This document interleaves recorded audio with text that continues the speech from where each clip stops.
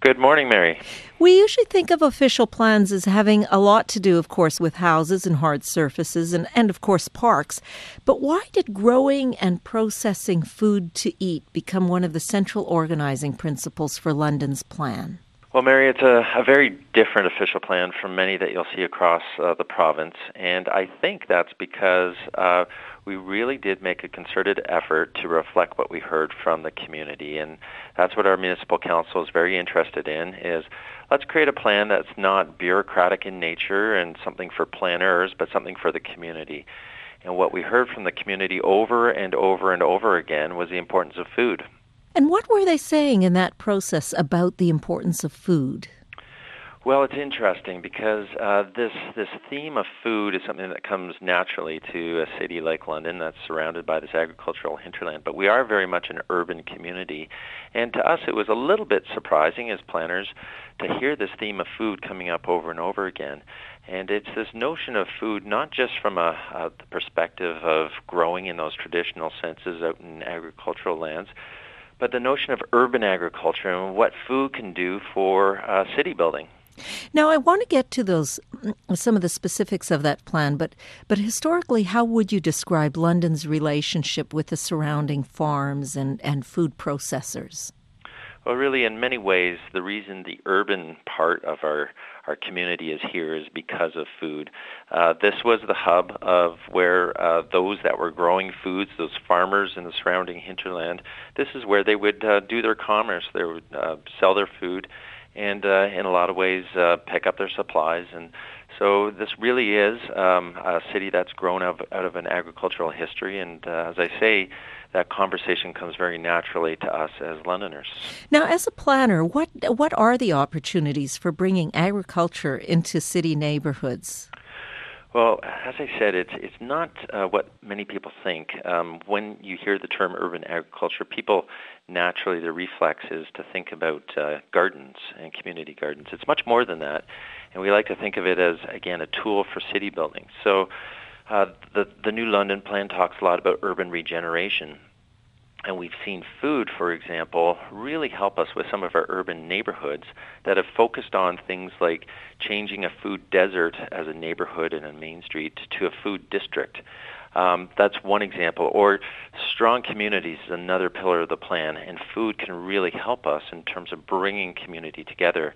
There's many other pillars of the plan, things like growing in green and sustainable ways, the notion of creating a cultural and cosmopolitan city. These are all things that really tie into food, and they can help us food can help us as a tool for city building in those ways. And I guess there's this whole idea now of food that can be grown on vertical surfaces as well, right? Which really starts to tie into an urban environment. It really does. And so when you're looking at urban regeneration, we're seeing some incredible things going on in Detroit, for example, where large tracts of vacant lands or vacant industrial properties are being used to grow food, and they might be in pallets of soil. They can be, as you said, in vertical growing facilities. Just about any wall could become a growing surface, right? That's right. So this notion of growing inwards and upwards in highly urban environments really does, to some degree, depend on a quality of life and this ability to maintain that human connection with food. But, I'd like to just point out one example of how a community itself can really, I would suggest, springboard off this notion of urban agriculture. Mm-hmm. And in our urban agriculture, we want to look at growing of food, processing food, and selling of food. So, for example, if we were to take a neighborhood and identify it as a food neighborhood, there's this opportunity to coordinate who grows what in that neighborhood. So this is residents, community goers getting together and saying, okay, you grow the onions, I'll grow the tomatoes, and he'll grow the peppers, and together as a community they grow these products. Then they have a plan to get together after the harvest, and this is where they process. And you can imagine over a glass of wine or beer, the chopping and the cooking and the jarring of the food. That's the processing part. And then how the community could get together in their neighborhood park and actually sell that food. So again, this is food as a bit of a tool and a catalyst for bringing community together, that sense of community, that purpose, as well as that spiritual attachment, that very human attachment to growing and eating and preparing their own food. Well, it's interesting when you talk about the coming together to do the chopping, the preparing, the packaging. I mean, anyone who's grown up on a farm is going to recognize the feeling of that kind of gathering, a kind of sense that we all had much more of when Canada was a more agricultural, when more of us lived on farms, huh? Exactly, and I think that in our continuing move towards more urban environments, it's very easy for us to become detached from our food, the growing, the preparation of the food, what it feels like in a harvest, and to sell our food. And I think that it's important that we start to look at ways to regain that. That's what our council is very much interested in. And what we're looking at, Mary, is not just what the city can do, but we are looking at what the city can do in terms of providing a platform for these kinds of things to happen, but also what can the city facilitate and what can the public and community members do without city involvement. Maybe there's regulations that are getting in the way. So, there's different roles for the municipality to play, but there's many roles for the community in all of its different forms to play as well. So the city becomes the facilitator in this plan.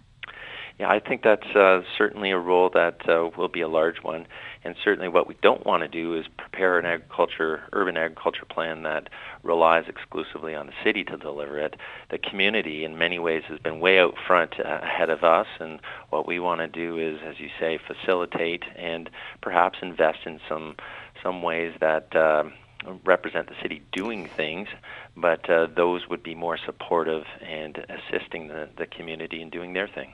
Now, you said the community has been ahead of the city. Have there been some community initiatives here that gave the city a template for what you were trying to do in the plan?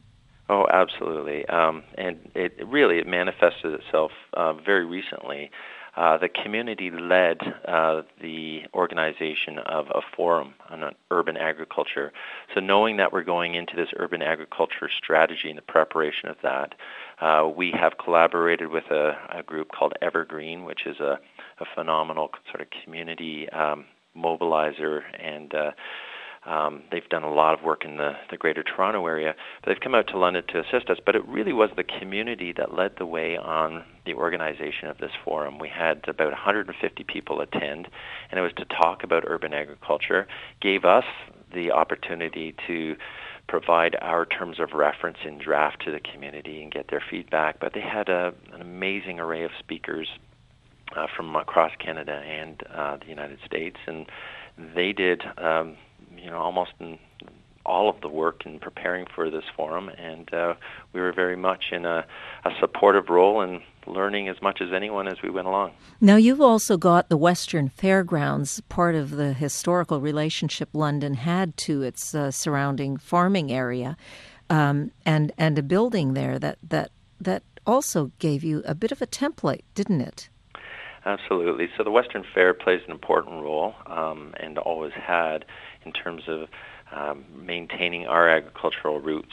And while the Old East Village is sort of growing up around that and certainly regenerating itself together very collaboratively in a partnership with Western Fair, it also, as an entity, is helping the city as a whole really keep that tied to our agricultural roots, and everything from the fair itself, which in many ways does revolve around the display of what's happening in our agricultural area, to some of the livestock showings and some really interesting things going on at our agriplex.